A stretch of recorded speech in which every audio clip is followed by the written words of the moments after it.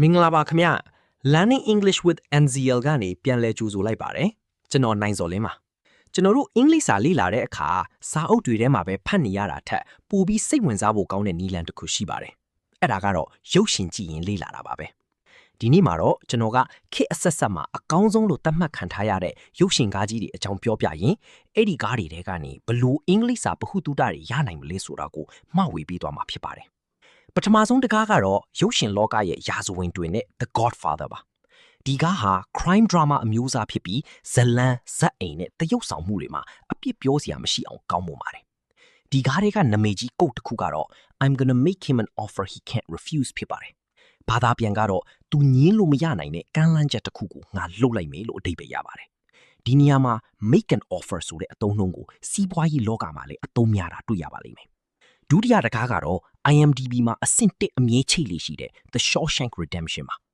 ထောင်ထဲမှာနှစ်ပေါင်းများစွာမတရားအကျဉ်းချခံနေရပေမဲ့မျော်လင့်ချက်ကိုလက်မလွတ်ခဲ့တဲ့လူတစ်ယောက်အကြောင်းပါဒီကားထဲမှာ get busy living or get busy dying ဆိုတဲ့စကားစုလေးကအရန်ကိုလီးနေပါတယ်ဘာသာပြန်ကတော့ရှင်သန်ဖို့အတွက်အလုပ်များနေမလားဒါမှမဟုတ်တည်ဆုံးဖို့အတွက်ပဲစောင့်နေမလားဆိုတဲ့အတိတ်ပဲပါ get busy ဆိုတာတစ်ခုခုကိုစတင်ပြီးတက်တက်ကြွကြွလှုပ်ဆောင်တာကိုဆိုလိုတာဖြစ်ပါတယ်နောက်ထပ်တကားကတော့ Tom Hanks တရုပ်ဆောင်ထားတဲ့ Forrest Gump ပါဒီကားကအင်္ဂလိပ်စာလေ့လာသူတွေအတွက်အသင့်တော်ဆုံးကားလို့တောင်ပြောလို့ရပါတယ်ဘာလို့လဲဆိုတော့ Tom Hanks ရဲ့အတန်ထွက်ဟာအရန်ကိုရှင်းလင်းပြတ်သားလို့ပါပဲ Life is like a box of chocolates you never know what you're gonna get